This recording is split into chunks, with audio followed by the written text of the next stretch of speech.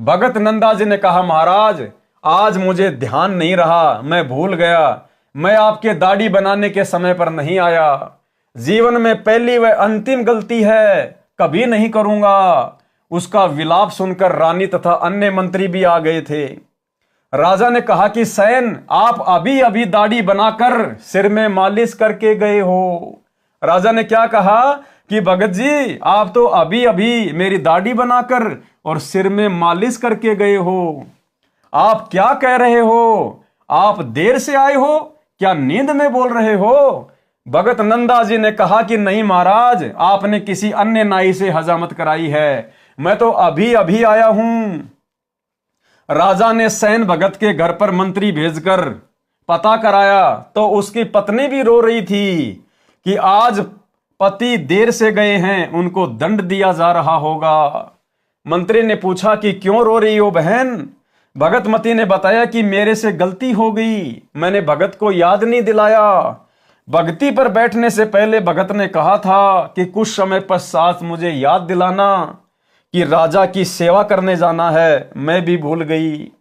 भगत भी भक्ति में व्यस्त थे। 2 घंटे बाद उठे तो याद आया उनकी नौकरी जाएगी तो हम क्या खाएंगे, बच्चे भूखे मर जाएंगे, पति को दंड मिलेगा। मंत्री जी तुरंत वापस आए और राजा से बताया कि वास्तव में नंदा तो देर से अभी आया है, इनके रूप में कोई और आया था। अब भाई और बहनों, ये परमेश्वर, ये दयालु परमात्मा, ये सतगुरु रामपाल जी भगवान, ये परमेश्वर करे करावे साइया मन में लहर उठा, दादू सिर दर जीव के आप बगल हो जा। जय हमरा भगत पछोड़ी होई तो हमरा नाम ना लेवे कोई। भाई और बहनों, आज भी वही परमात्मा धरती पे प्रकट है। हर युग में, हर देश काल और परिस्थिति में यही कबीर परमात्मा सतगुरु रामपाल जी भिन्न भिन्न रूप धारण करके भिन्न भिन्न नामों से यहां अपनी आत्माओं के लिए अद्भुत चमत्कार करते रहते हैं, सिर्फ इसलिए कि कलयुग के इस प्राइम टाइम, इस बिचली पीढ़ी तक इन आत्माओं में भक्ति की ज्योत जलती रहे। आज भी वही भगवान है धरती पे और भगवान के गुण बदले नहीं हैं। आप और हम बदल गए, आप और हम जीवों की सोच में फर्क आ गया। आज आप और हमारे विश्वास में कमजोरी आ गई, अन्यथा आज भी यही परमात्मा सतगुरु रामपाल जी भगवान वही सब चमत्कार खड़े खड़े करने को तैयार है, खड़े खड़े करने को। और देखो भाई और बहनों, इसलिए दास बारंबार कहता है कि ये 2 कोड़ी का कुत्ता पवन दास अपनी तरफ से कुछ नहीं भोगता है। जो भी दास को परमात्मा प्रेरणा करते हैं, दास केवल वही करता है, उतना ही करता है। मालिक अंतर्यामी है, हमारे से आगे आगे चलते हैं। मालिक को मालूम था कि आज मुक्ति बोध का जो है ये नंदा नाई की कहानी के ऊपर, कथा के ऊपर वीडियो बनने जा रहा है। और दास ने जैसे ये वीडियो बनाना शुरू किया, भाई और बहनों, उससे 2 घंटे पहले मेरे पास में एक सत्सेवक बहन का व्हाट्सएप के ऊपर मैसेज आता है। उस बहन ने अपनी ऑडियो भेजी और उस बहन ने दास से कहा कि भगत जी, मैं अरुणा दासी बोल रही हूं कर्नाटक से। कर्नाटक में कोई जयपुर नाम की कोई जगह है। उसने कहा कि भगत जी, यहां पर सात संगति रखवाई परमात्मा ने 1 दिन की और आसपास के और भी भगत भाई बहन आए थे। और हमारे भगत जी सिक्योरिटी का काम करते हैं, सिक्योरिटी गार्ड का काम करते हैं। तो 1 दिन की छुट्टी हमारे भगत जी ने ले ली। और दूसरे दिन जो भगत भाई बहन आए हुए थे, उन्होंने कहा कि भगत जी 2 दिन के साथ संगति रखेंगे, मालिक की महिमा करेंगे, इतनी दूर से आए हैं तो परमात्मा का गुणगान करेंगे, आप 1 दिन की छुट्टी और ले लो। अब उनके भगत जी ने देखा कि नौकरी पे नहीं जाऊंगा तो दिक्कत हो जाएगी, मैं तो उनको बोल के भी नहीं आया, सेठ लोग नाराज हो जाते हैं। लेकिन भगत जी ने दृढ़ता दिखाई और कहा, जब मेरे भगत भाई बहन इतना समय निकाल के परमेश्वर की महिमा के लिए साथ संगति में आए हैं, गुरुदेव को भोग लगाने, ज्ञान चर्चा करने, उनकी महिमा करने, शब्द गाने आए हैं, तो देखा जाएगा, नौकरी रहे ना रहे कोई बड़ी बात नहीं। इस भगवान के लिए, इसकी महिमा के लिए तो राजाओं ने राज्य त्याग दिए, सेठों ने संपत्ति को त्याग दिया, हम तो खाली 1 दिन की बात है। तो उन्होंने ना तो कंपनी में फोन किया, कुछ नहीं किया कि जो होगा सो देखा जाएगा, और कहा ठीक है भगत जी, मिलके परमात्मा का भजन करेंगे, परमात्मा को भोग लगाएंगे, मालिक की महिमा करेंगे। और 2 दिन की साथ संगति वहां पे हो गई। तीसरे दिन जब भगत जी अपनी नौकरी करने जाते हैं सिक्योरिटी गार्ड की, तो भाई और बहनों वहां भगत जी को पता चलता है कि कल भगत जी के रूप में परमात्मा ड्यूटी देके गए। सतगुरु रामपाल जी भगवान भगत जी का रूप बनाकर और ड्यूटी देके गए, ड्यूटी देके। और वही नंदा नाई जैसी हालत। भगत जी ने कहा कि मैं तो कल आए नहीं, मेरे घर पे तो परमात्मा का सत्संग था, साथ संगति थी। बोला नहीं नहीं भाई, आया क्यों नहीं? वो मालिक कह रहा है कि भाई तू कल आया क्यों नहीं? और देख ये तेरा ये तकिया रखा देख तेरी चेयर पे। तो भगत जी ने देखा कि तकिया तो था ही नहीं यहां पे, ये तकिया यहां कैसे आ गया?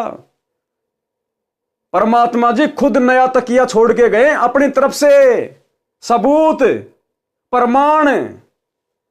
उस मालिक ने देखा था कि वो सिक्योरिटी गार्ड चेयर पर बैठा है, वो तकिया रखा हुआ है। तो उसने कहा कि आप ही तो थे कल यहां पर और ये तकिया रहा आपका। उसके बाद भगत जी को फिर समझते देर नहीं लगी कि सारा खेल मेरे गुरुदेव भगवान का है, क्योंकि मैंने जरा सी दृढ़ता दिखाई अपने गुरु की महिमा के लिए, साध संगति के लिए, कि नौकरी कोई बड़ी बात नहीं।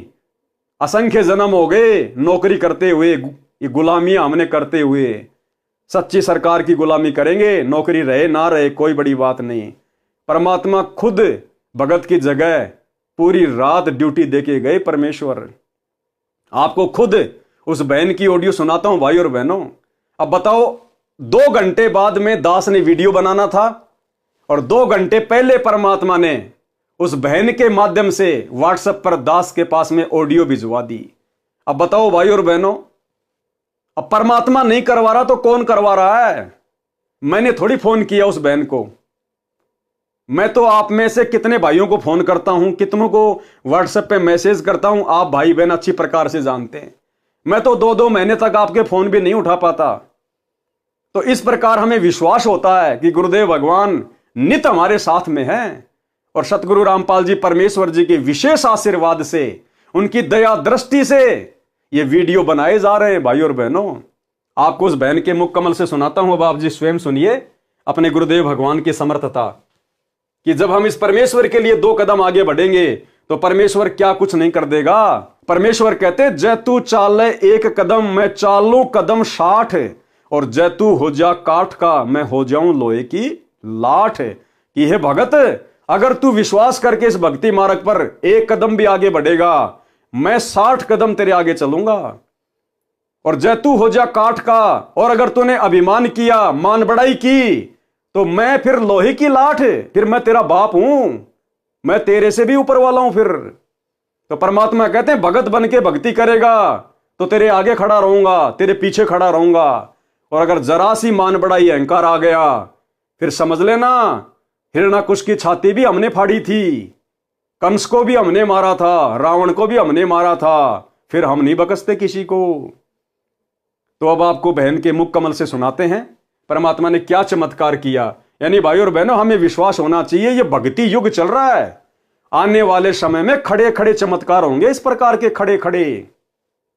देखो, आज ये विज्ञान है, आज ये विज्ञान है, और आज ये विज्ञान से सारे सब कुछ ये काम हो रहे हैं।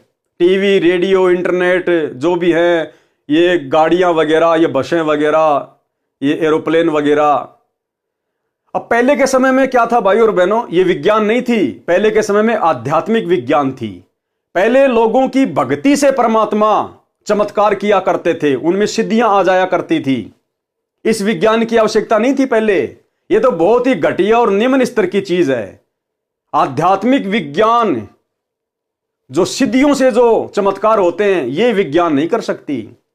लेकिन वर्तमान में लोगों के पास में आध्यात्मिक शक्ति नहीं है, भक्ति नहीं है, इसलिए विज्ञान का सहारा लेना पड़ रहा है।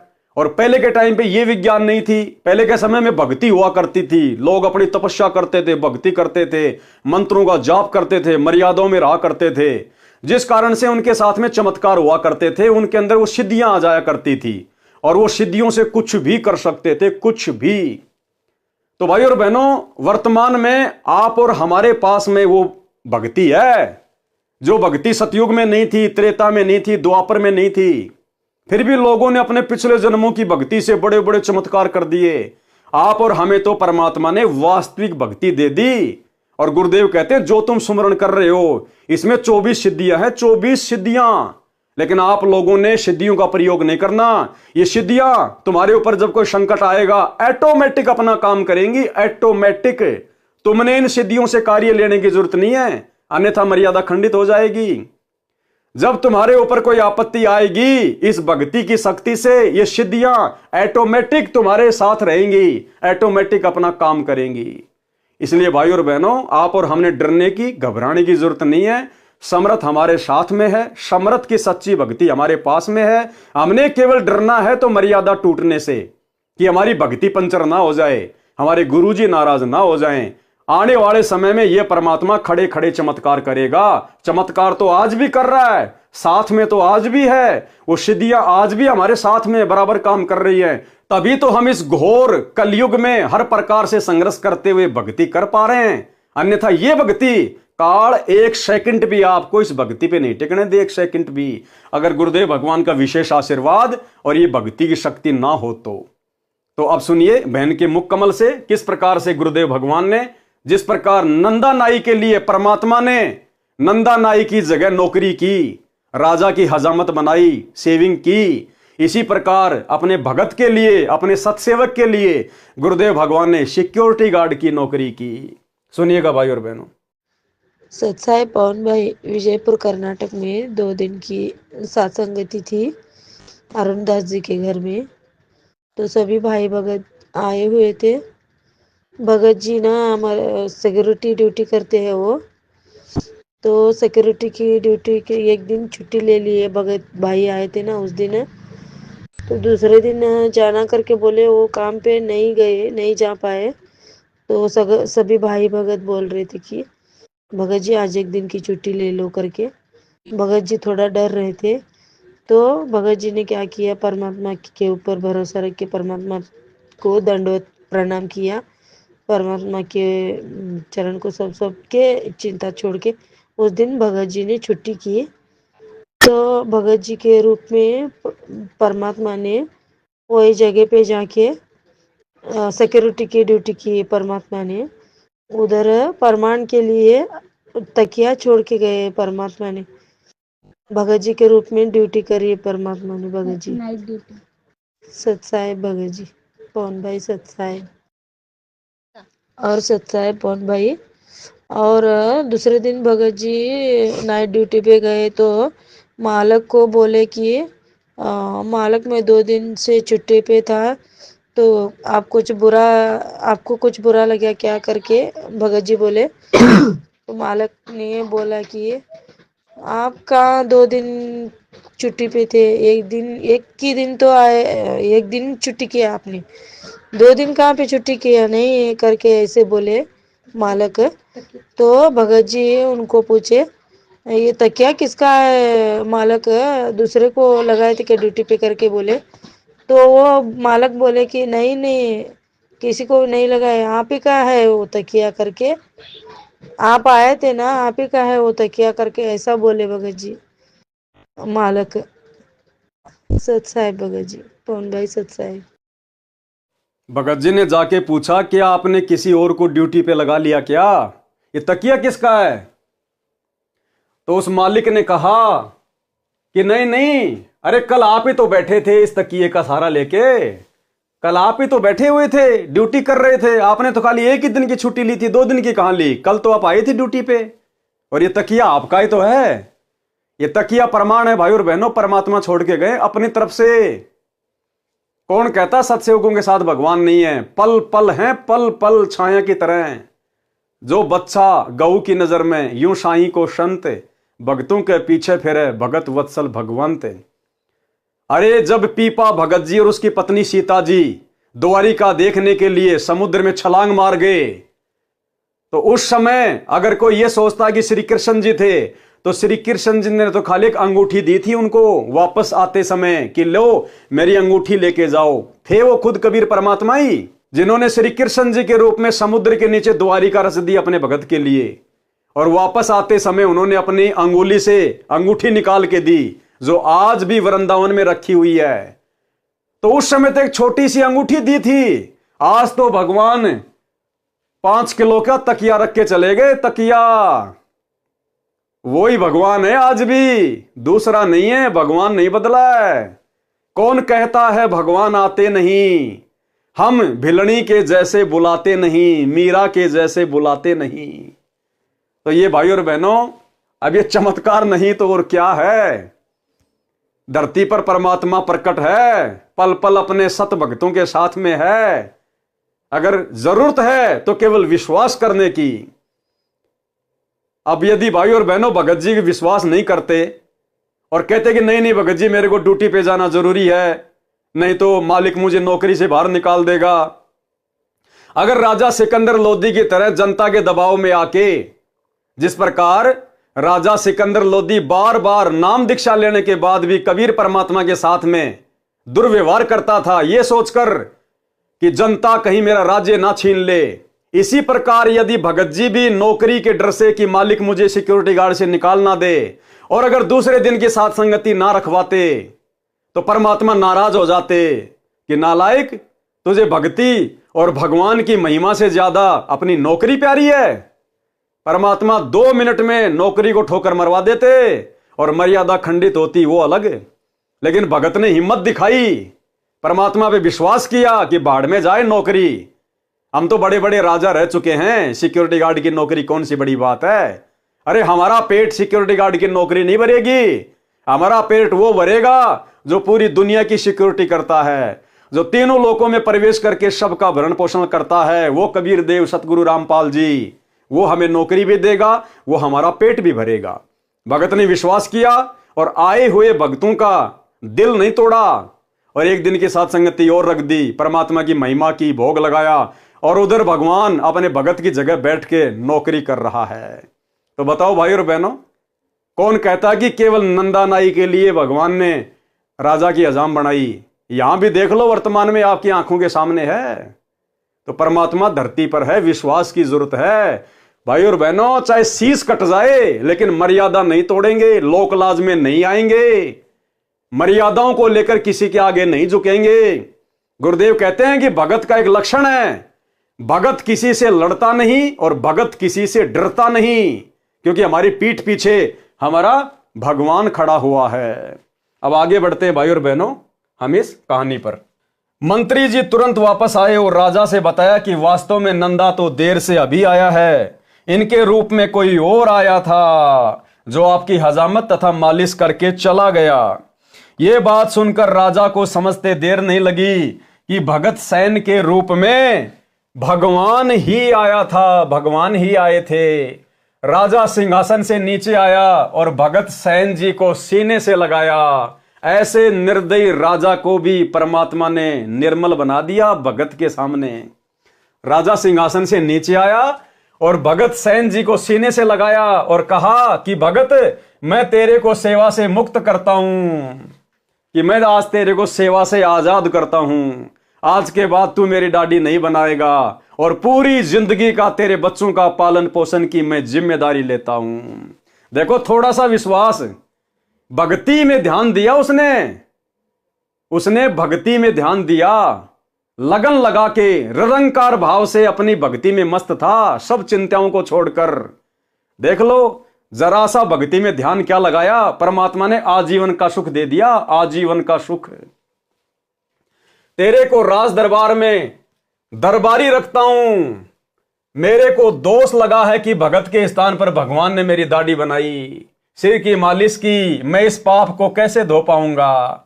नंदा जी भी समझ गए कि मेरे कारण परमात्मा को कष्ट हुआ और जोर जोर से रोने लगे कि हे परवरदिगार, मुझ 2 कौड़ी के दास के कारण आप स्वर्ग छोड़कर यानी सतलोक छोड़कर हजाम बने, नाई बने, मुझे उठा देते भगवान।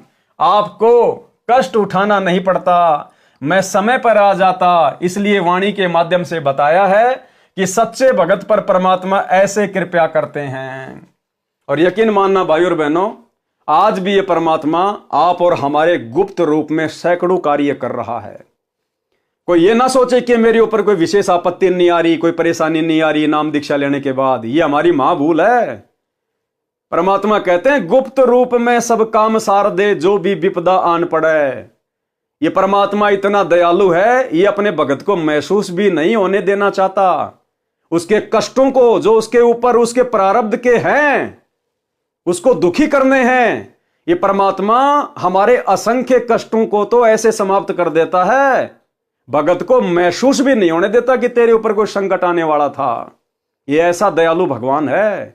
यदि आज हम इनकी शरण में ना होते भाई और बहनों, हमारा अता पता नहीं होता आज हम कौन सी जेल में पड़े होते, कौन सी जेल में या कौन सी हॉस्पिटल में सड़ रहे होते आज हम। तो ये दीन दयाल है। हमें इस परमेश्वर के गुणों को बारंबार याद करते रहना चाहिए। और शौपन में भी हमने मर्यादा तोड़ने की सोचनी भी नहीं है, तोड़ना तो बहुत दूर की बात है।